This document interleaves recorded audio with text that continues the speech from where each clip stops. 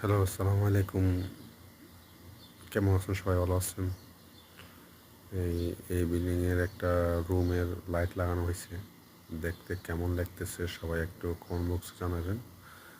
এই লাইটগুলা দেখতে কেমন লাগতেছে, রুমটা দেখতে কেমন লাগতেছে সবাই একটু দয়া করে কমেন্ট বক্সে একটু লিখে জানাবেন বা ভয়েসে জানাবেন। সবার কাছে অনুরোধ রইল, সবাই ভিডিওটা দেখে লাইক এবং শেয়ার করবেন। আশা করি সবার থেকে অনেকটা সুন্দর লাগবে, ভালো লাগবে। এটা খুবই আনকমন একটা ডিজাইন হয়েছে।